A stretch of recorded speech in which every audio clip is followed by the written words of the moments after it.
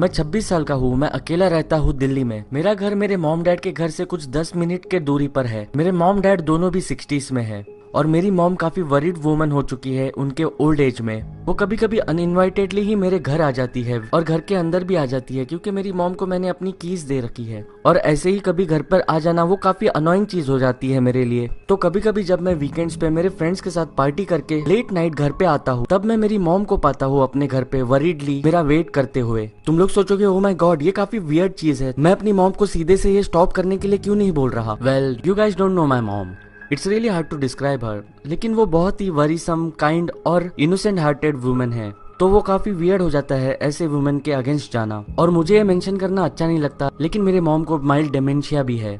Anyways it was Saturday night. रात के कुछ 2 बज रहे थे। मैं अपने फ्रेंड्स के साथ एक पब में था। ये पब ही एक अच्छी जगह थी इस बोरिंग टाउन में। तो 2 बजे तक एंजॉय करने के बाद मैं पब से निकल गया।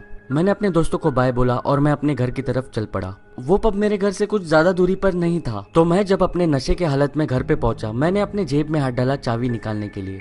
और जब मैं दरवाजा खोलने वाला था तब मुझे पता चला कि घर के अंदर कोई है और दरवाजा पहले से ही खुला है। My mom was here again. मैंने चुपचाप से दरवाजा खोला और मैं घर के अंदर आ गया और दरवाजे को बंद करते हुए लॉक कर दिया। मैंने घर की चाबी किचन के टेबल पे रख दी। वहाँ पे मुझे एक नोट मिली मेरे मॉम के हैंडराइटिंग में लिखी हुई। उस नोट में लिखा था कि you forgot this at our place. और उस टेबल पे हाफ ईटन केक था जो मेरी मॉम ने ही बनाया था।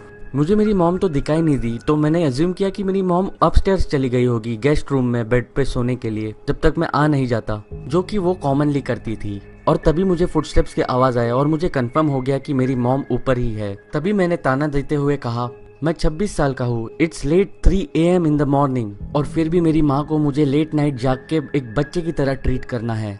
मैं ऊपर गया रेस्ट रूम चेक करने के लिए लेकिन रेस्ट रूम में कोई नहीं था। Even I checked in the washrooms. तो मेरी मॉम की कंडीशन अच्छी नहीं रहती थी इसीलिए मैं थोड़ा सा डर गया और मैं भागते हुए नीचे गया अपना फोन लेने।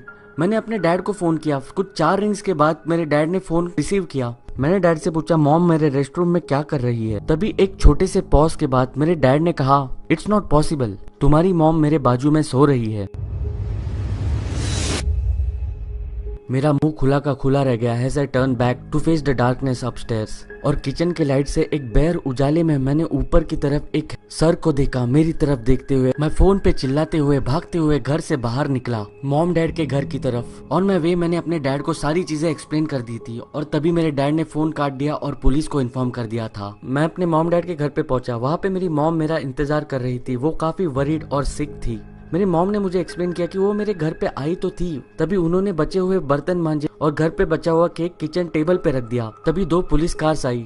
उन्होंने मुझे और मेरे डैड को एस्कॉर्ट किया मेरे खुद के घर पे। एक पुलिस ऑफिसर हमारे साथ बाहर खड़ा रहा और बाकी के 2 अंदर चले गए टू इन्वेस्टिगेट। उन्होंने अंदर कुछ 15 मिनट के लिए छानबीन की और वो वापस बाहर आ गए और उन्हें कुछ नहीं मिला। उन्होंने ऊपर चेक किया, नीचे चेक किया, हर वॉशरूम्स में चेक किया लेकिन उन्हें कुछ नहीं मिला। और मेरे लिए भी कुछ रिपोर्ट करने के लिए था नहीं, बस इसके अलावा कि दरवाजा खुला था और मैंने ऊपर एक सर देखा जो मेरी तरफ देख रहा था। क्योंकि मैं वो देखते ही भाग गया था लेकिन फिर भी मुझे उस रात को वहाँ पे सोना काफी अनकंफर्टेबल कर रहा था, इसीलिए मैं अपने मॉम डैड के घर चला गया। मेरे डैड और मैं काफी श्योर थे कि मेरी मॉम ने ही दरवाजा लॉक करना भूल गई होगी क्योंकि उनकी मेमोरी काफी वीक होती जा रही है। मेरे डैड अभी मेरे मॉम को काफी हद तक रोकने लगे हैं मेरे घर पे आने को जब मैं घर पे ना हूँ। लेकिन वो चीज मुझे काफी सैड भी करती है और थोड़ी सी रिलीफ भी। और कभी कभी मुझे वो बात रात को पैरानॉइड भी करती है कि वो आदमी जो कोई भी था उस दिन मेरे घर पे वो अभी तक मेरे घर पे ही है और वो यहीं पे कहीं पे तो छुपा हुआ है।